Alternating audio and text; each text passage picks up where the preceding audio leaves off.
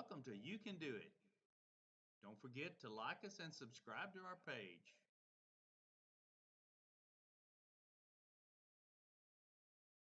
www.retirementlivingonshoestring.com. Remember, you can do it. We're fixing to start putting up our Raptors. We're going to put up the first one today and then come back and put some more up. But today I wanted to show you, we finished our 4-foot wall on the edge out here. And then that's going to come up 4 foot. And then we need to come up another 6 foot. And this is just a 2x4 we got nailed to the outside of our wall. And we came up 10 foot because that's where we want the peak of the house to be, at 10 feet. And then at 10 feet, we're going to put our rafters up here from each side. And then we're going to toe nail them into this board, but we're eventually going to take this board off. This is just to support the rafters so we can kind of get the angle. And we're going to put a beam across here so our rafters come into that beam. Guys, we're going to build a cradle to hold our beam. We're going to put a beam across the top and down the center of the building. And so what I did, I just kind of built the cradle here. I just took a 2x4 stud, added a little short piece of 2x4 here, and then a couple of short pieces of 2x4 sticking up here.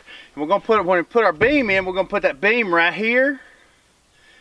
And then we're going to adjust it up and down to get it level across the top up there. Hey guys, we're going to put our beam across there. We got our beam up, got it level across this way. And what we did, we figured out what the angle is going to be. And our angle for our pitch on our roof is 25 degrees. So we're going to cut 25 degrees off the end of this so that when we raise this up, it's going to fit against our top joist up there. And that's the way we're going to start our Rafter on this side. And then we're going to come over on the other side. We're going to do the same thing. We're going to cut 25 degrees off of the end of it and then put it up there, and we're going to nail those together with that beam up there, our little 2x6 beam up there. And then that way we'll have our Rafter started.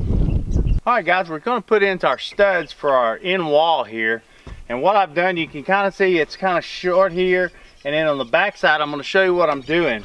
I'm taking my stud and putting it on my wall where it's going to be on our 16-inch centers, matching up with our bottom stud here. And I'm going to set it on there. And then this Rafter has got an angle back here. So what I'm doing is taking my pin and I'm marking that angle back there, which is actually a 30-degree angle. And we're going to mark that back there. And if you notice, I got it right here. And so what I'm going to do, I'm going to go over to the chop saw and I'm going to chop this down in there to the width of my Rafter, which is 1.5 inches. And then we're going to rip it down this way, and I'm going to show you what we have when we get done. Okay guys, you take a look here now. See, I've got my angle cut here, and I've got it ripped down the middle here. So what that allows me to do is to take it like this, put it over our 16-inch center stud right here, and then slide it into our Rafter. And that way it supports the Rafter up and down, and it's going to hold it in place this way. And then we're going to nail it in place. Alright guys, we got our Rafter up on the end here. We put in our studs here for its 16-inch centers, matching our 16-inch centers at the bottom. And the reason you do that is because that puts your sheetrock at 16, and you can come in there and just nail in your sheetrock or screw it in however you want to do it.